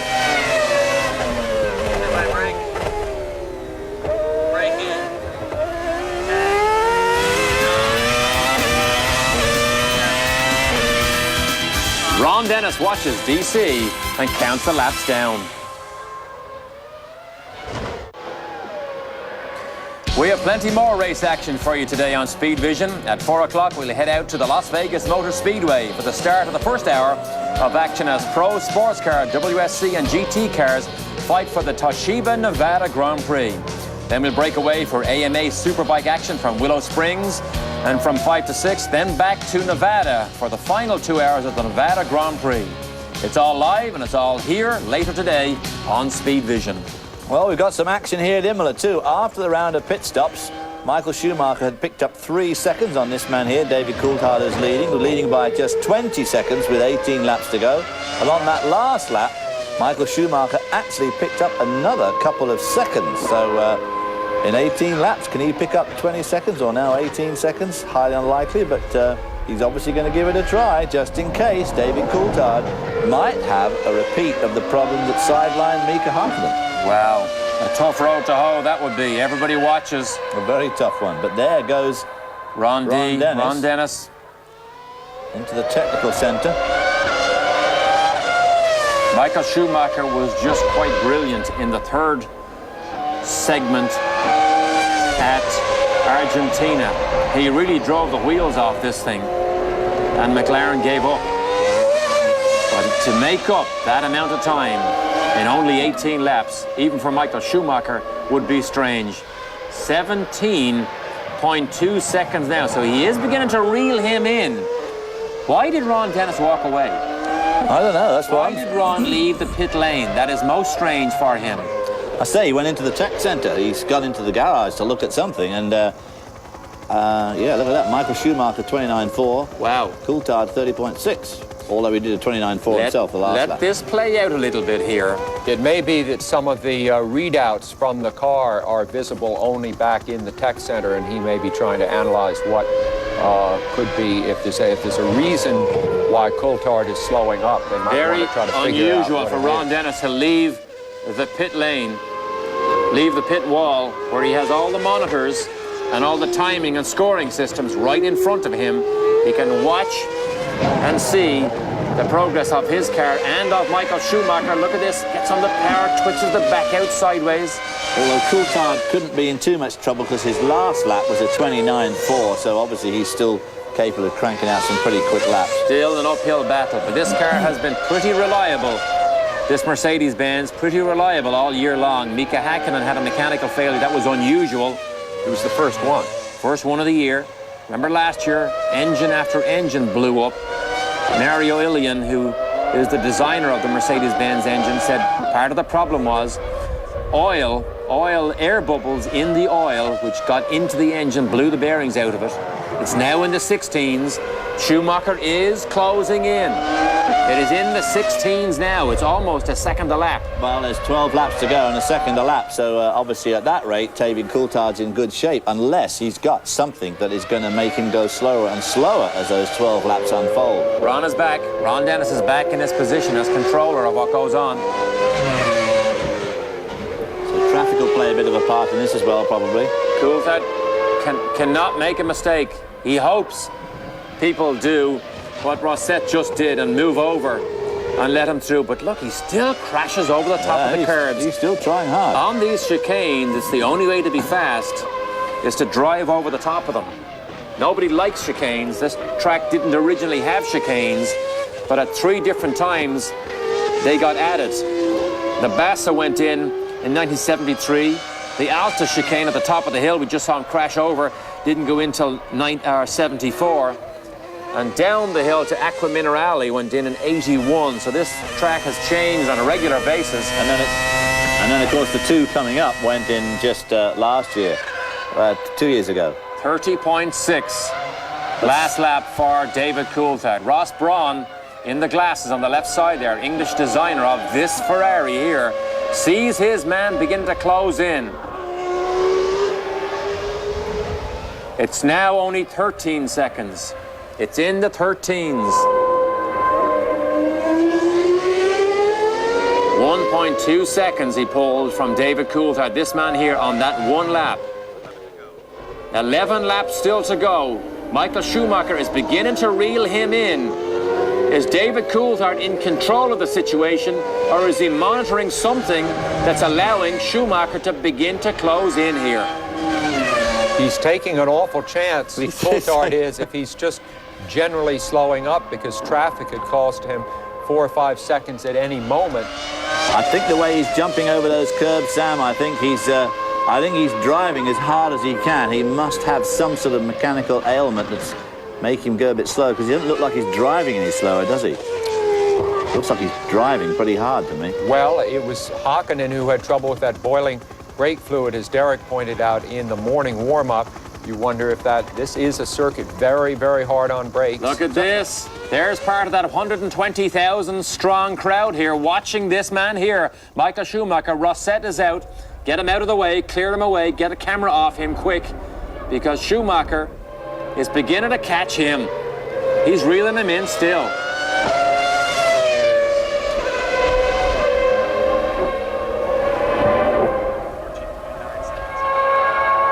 .9.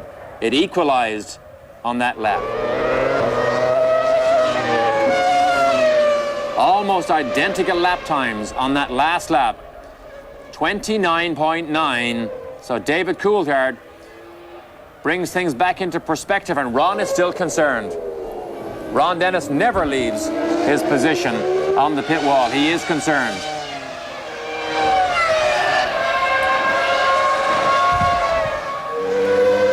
Schumacher now has traffic in front of him. David Coulthard whizzes through. That's the Alta chicane right there. Ferrari, as you said, has not won this race since 1983. They were second last year. Schumacher very, very close behind Villeneuve.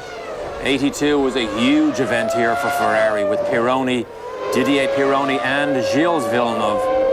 Salah moves over. Eddie Irvine sneaks down the inside. 14.9. That is too much unless something serious happens. Eddie Irvine, another guitar-playing Formula One driver. 29.691 for David Coulthard's last lap. 29.6. That tells me, David, He's controlling the race. Yeah, everything's fine. I think if he can do 29s, he's in good shape. Yeah.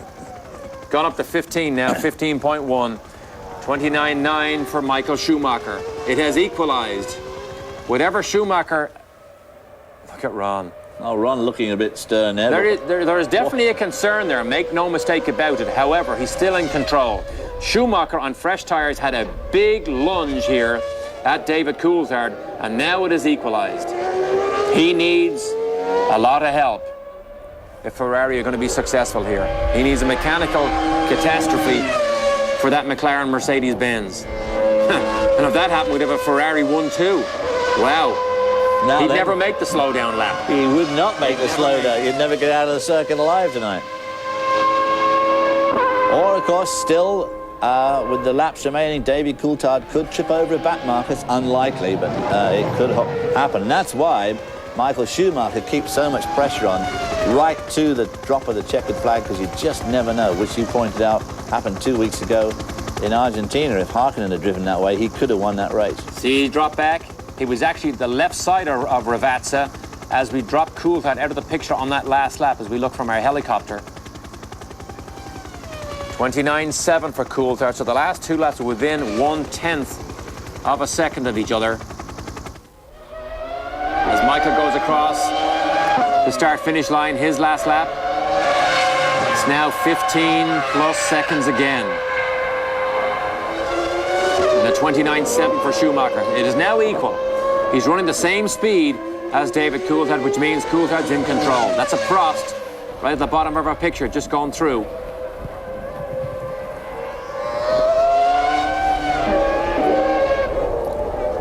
When you play this kind of end game, of course, every lap that you hold your opponent to the same margin is a bigger and bigger lap, in effect. Yeah.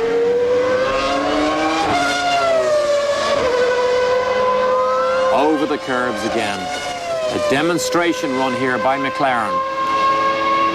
Technical superiority. That is what Formula One is all about. They want looseness in the regulations to be able to develop technical advantages in these cars, and all the trick stuff that made them go real fast earlier in the season, like the selective braking. That's Mansour Ogier on the left-hand side there. Mansour Ogier, the owner of Tag Electronics. He is the man that actually inspired the twin-seat Formula One car. The idea first went to Williams 20 years ago almost. I think it's going to be a great idea to take the press for Rising. That will be just absolutely outstanding. Down to Aqua Minerale, just 8 more times around there for Michael Schumacher, 7 times now.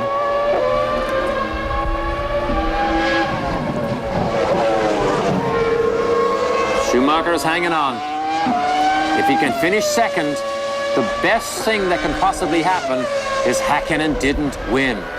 Schumacher is thinking championship right now, as is the Ferrari team. They have been so vocal in their statements at the start of this year. If we don't win the World Championship this year, we have failed. Well, this, believe it or not, even though McLaren are going to beat them, is the biggest help this year to Ferrari, is what's happening today. Häkkinen is already having a shower. Knowing Formula One drivers, he's probably already home in his private jet. Here's the speed trap. As we've watched this live yesterday during qualifying here on Speed Vision, and today, the Mercedes engine has been consistently the fastest down the straight all the time. The Ferrari has been second, so it's pretty close. And educated engine builders in the paddock, like Brian Hart, reckons that the Ferrari engine is within 10 horsepower. Pretty good. They also reckon that the Mercedes-Benz engine's probably giving right at, they quote, it's been quoted as much as 830. Brian Hart seems to think it's probably giving round about the high 7s, 785, 790, which is out of a 3-litre normally aspirated engine. Absolutely astonishing. Schumacher was a second faster on that lap, is now back into the 13s, which tells me that David Coulthard is just controlling the race. He doesn't need to overstep his bounds right here. It will be a disaster for him, personally and career-wise, if he made a mistake at this critical stage. Traffic in front of him. Ferrari came here with such high hopes. At Fiorano, just 60 miles up the road, they broke their own track record with this car just a few days ago.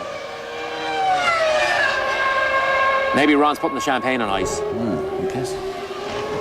As you say, he's obviously concerned. He is monitoring something. Yeah, walking backwards and forwards. I wish I knew what that was, but he is monitoring something.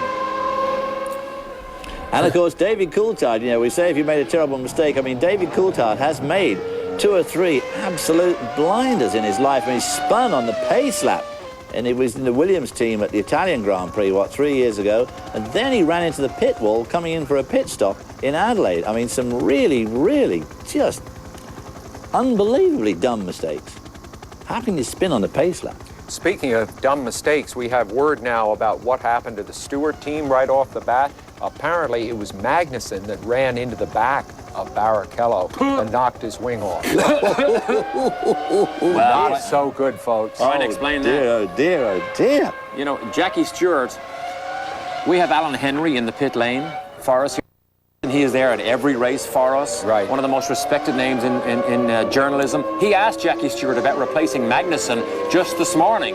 And Jackie said, in fairness to Magnussen, he said, look, drivers are not our problems. We have more problems to attack than to look down at the driver with a crossed eye. Look down at the driver with a crossed eye. He may feel differently now. Haven't you ever seen a manager look at you like that? That's when you know that he tells you don't let the door hit you on the way out. It's on the way out. Tigara.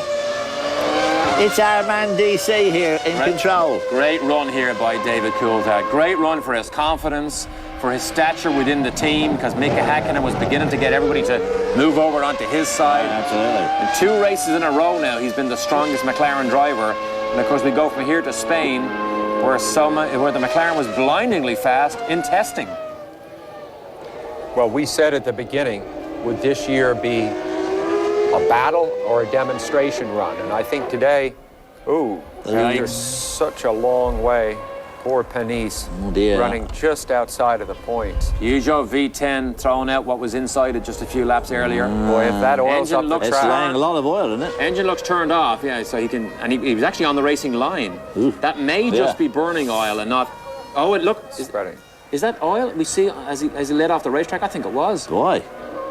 I think he laid down oil. This is where the onboard light system could come into play. Lacey is P6 and he just got lapped. He moves over. That was a nice thing to do. Now, David Coulthard will be the first of the leading cars to down get that oil. Oh, my God. to Ravazza. He already may see the lights on his dashboard signaling oil ahead as he approaches. Good point. The lights are on the dashboards on these cars here for the first time. Red, blue, and yellow electronically activated lights in the car showing the condition of the racetrack. If it's yellow or a blue flag or a red, that was a battle for third right here. Eddie on the pit stops. Pulled it off over Jacques Villeneuve, and Damon Hill peels off. How many times has he been in the pits today? This is his 4th, I think. Yeah. He's done.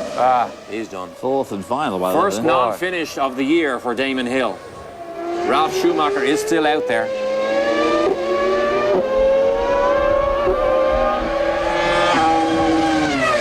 You can hear the gear changes. They are so fast. That's the big advantage, of course, of the electronic gear changes. You select the gear faster, stay on the power. Ralph moves over, lets David Coulthard by. Ralf Schumacher not in contention here. That is not a battle with Alesi either. He moves over, lets him through. Look at that, 9 seconds. Wow. 9 seconds. Villeneuve's last lap was half a second faster than Eddie Irvine. But he's not quick enough. The first position is being threatened by the second, and the third by the 4th. So things are, the accordion is squeezing together here at the end of the race. So as dominating as McLaren started off the year in Australia, lapping everybody except themselves, at least Schumacher has them reasonably in sight here. That's an encouraging sign for Ferrari and for everybody for the rest of the year. I'd say it's very encouraging. Goodyear, too. Good for Goodyear, and if they get this new exhaust system on the car for the next race, and we might have this gap. Here's the oil. Isn't that where he pulled off? Right, there's the oil streak on the right side. See it as it leads off. They've all been through it a They've couple been through of it, times. yeah, so he now knows it's there. And here comes M. Schumacher. Here he is. I don't see the flags waving yet, so they don't sense. Boy, he's not that far behind now. 33 seconds last lap. Wow, David Coulthard's last lap was 1 minute 33. Wow, it's down to the sixes. It is 6.3 now. There he is. Wow. Boy. Move over, Ralph. Only 2 laps left. Let your big brother through. He needs all the help he needs here. He needs all the help he can get. Top of the picture, there he is. Closer than ever. Listen to the crowd. Listen to the horns go off. Watch the flags. Oh, he's going to catch him at Piratella, which is a pretty quick corner, which could slow him down a little bit. He needs to get out of the way right now. He needs to recognize it's his brother and get out of the way. He dumped him off the road in Germany last year, the Nürburgring, first corner. Probably cost him a chance at the World Championship. I wonder if David Coulthard, in fact, lost all that time on that lap when he was going past those 2 cars. At I this think he stage, it did. doesn't matter. Ralph, move over. Oh. He's in control. So far. Top of the picture, right side. He's There it ahead of is. Ralph. There's the pass. 1 lap and just a few yards to go.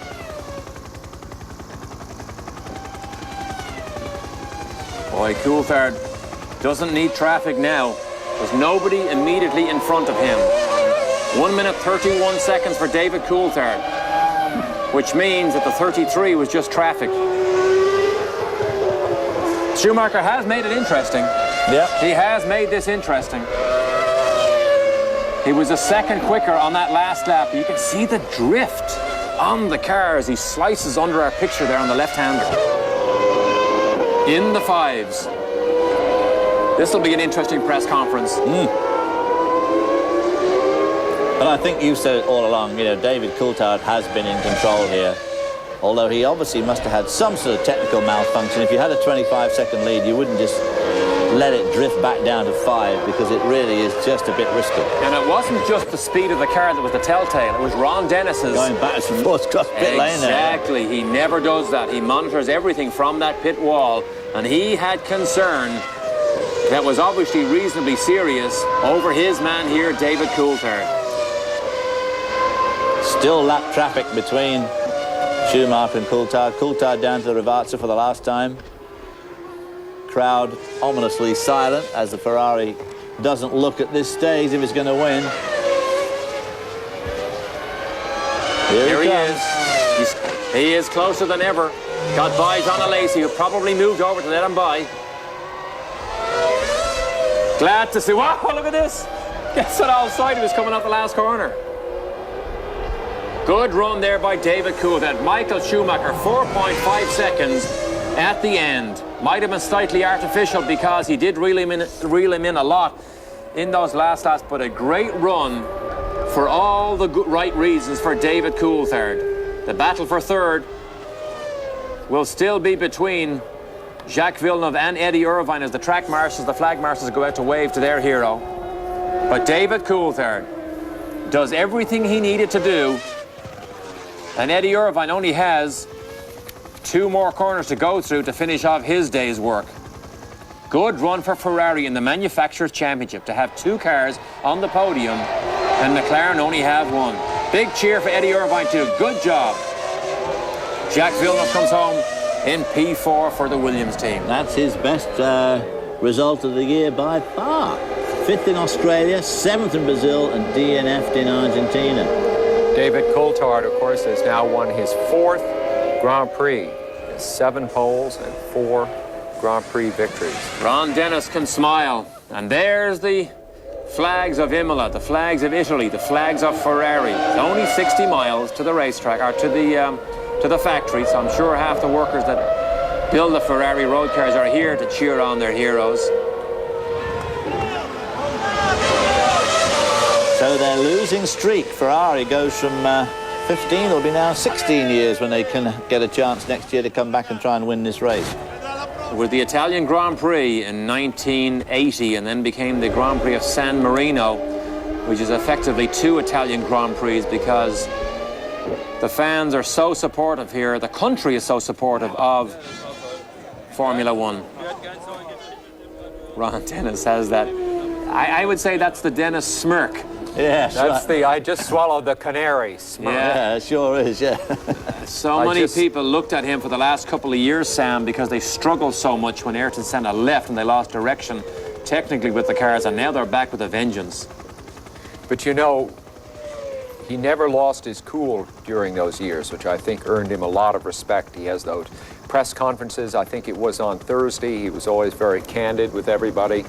He didn't hide from the fact that McLaren was in trouble. So I think now he deserves all the success that they are having. Something he's going to enjoy is the record book, because McLaren now have win number 110. Ferrari are only 4 up the road, 114 wins for Ferrari. So as David Coulthard makes his way out of his car in Parc Fermé, that's a record that... Oh, boy. I thought they were going to hit each other.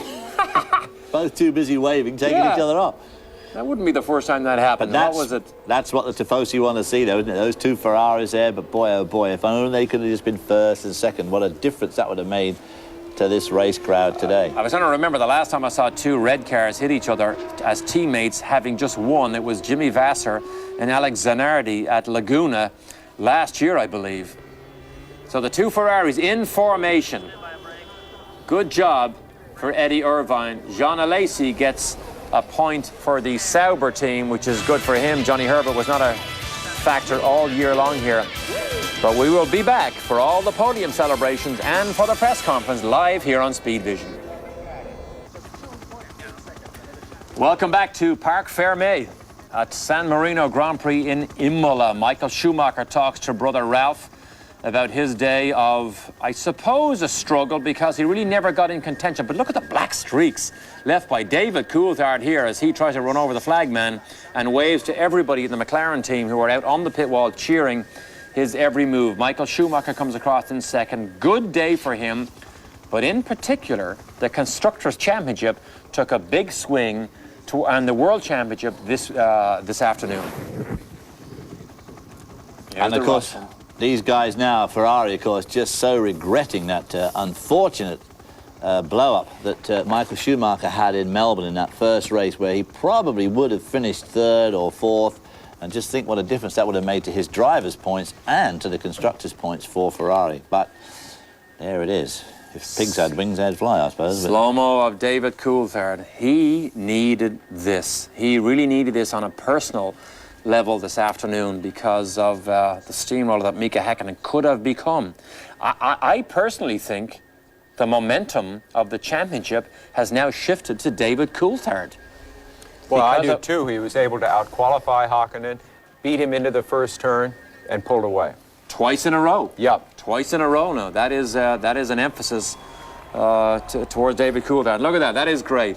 That is great to see David Coulthard so happy.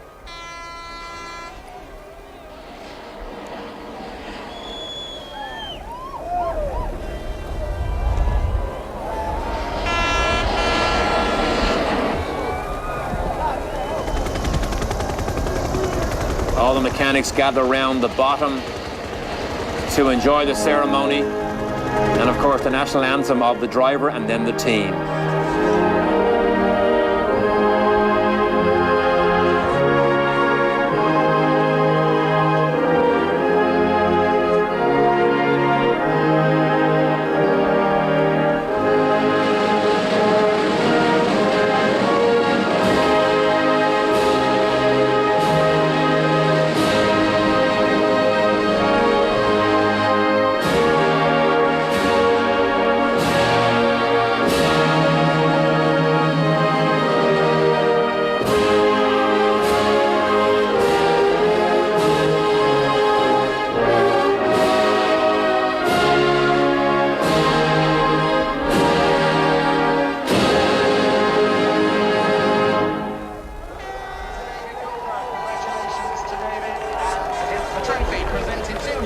Mr. C. Galazzi, Minister of Finance of San Marino.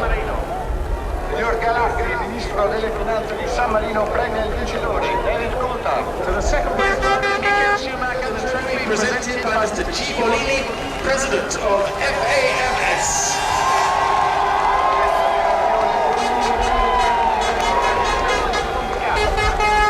Second place trophy for Michael Schumacher. Eddie Irvine enjoys his second podium in a row. Good run for Eddie Irvine. Good supportive role. The type of thing you need from a number 2 driver. Yeah, as Ron said in that interview, they would never at McLaren have a driver who, by his contract, was number 1. In Michael Schumacher's contract with anybody he goes to, there's absolutely no doubt that he has that clause, that he is number 1. Here comes the champers, about to be sprayed on the mechanics, into each other's eyes. That's better. Don't throw it all over each other, fellas. That's the best use of good champagne I've seen for a long time. Uh-oh. He couldn't get away with it. No. We have word resist now it. that Hakkinen had gearbox problems and that, in fact, Coulthard's gearbox was overheating toward the end. So that's the story. So, in fact, it was a mechanical problem that he had to nurse in David Coulthard's car. But he did it well. The key is he now has 10 World Championship points. Don't go away, because we won't either. Have a look at the show of emotion here. This is not unusual for the Italian fans to want to be part of the celebrations. Well, David, congratulations on Let's your listen 4th in. career victory. The last time you won was in Italy. Looked like a hard fight for you today in the end. Well, not really. I had 20-odd seconds after my last pit stop. And basically I was just trying to run a race that wasn't too hard on the brakes or the engine and just try and maintain the gap to Michael. So I was perfectly comfortable to let that gap reduce because I knew that I could go a little bit quicker. So the only worry in doing something like that is that if you get a problem, then you don't have so much time in hand. Were you worried after Mika retired? I mean, did you receive information from the pits what happened there? No, I knew Mika had stopped, but I didn't ask why because I didn't want to be thinking about it for the rest of the race. But obviously that's not so good for the team. But nonetheless, you know, I'm very, very happy to have given him a win, especially if Mika isn't able to finish as well. Even though Michael was catching you towards the end, or you were letting him catch you, do you think if he'd caught you up, you could have pulled away again? Yeah, I think today our car was running quicker, and I think that's shown by the fact that we were able to open such a big gap before the pit stops. And, you know, I was never going to be as quick on the last set of tyres because it was a used set rather than a new set. But I think we had enough in hand that it would be very difficult for Michael to get close to us. Well done, David. Thank you. Well, Michael, you were second last year here and second today. Even though you were pushing it towards the end, did you ever think it was going to be possible? No, as David said, I mean, it was very obvious that he was just cruising and driving it home. I was pushing, but you never know. I mean, I don't want to give anything away until the checkered flag falls down, and that's what I did. But there wasn't anything to do. You seem to have given a good result for the Ferrari fans here with Eddie on the podium. Do you think this is going to be a common occurrence? I mean, there should be no reason why we shouldn't be consistently up on the podium. I'd rather be in the middle than on the outside. I hope we're going to be able to do that fairly soon. Otherwise, obviously, we did something good for the expectations of the tifosis, which I'm quite glad, but I wish to be done better. But maybe, as I said, we do that soon. Michael, well done. Well, Eddie, you probably had the hardest fight out of all three of you today with Jacques. Did you think you were going to get here in the end? Yeah, it was after the first stop. I was able to pull away from him quite quickly and I built up a large gap, and then I made a mistake in the first chicane.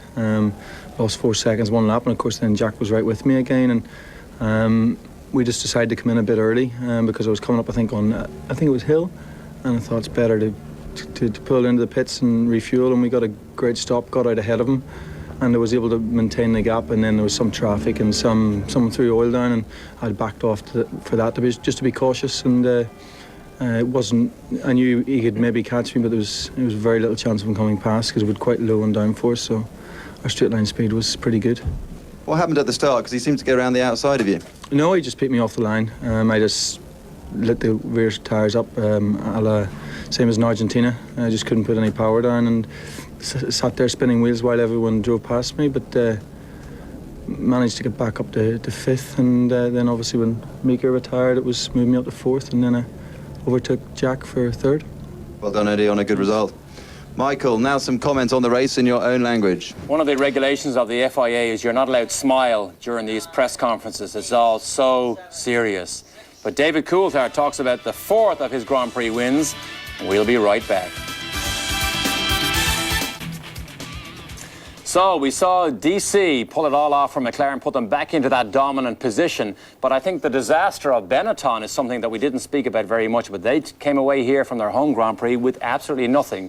But let's take a look at the unofficial results, not official, of course, until tomorrow morning, just in case of protests.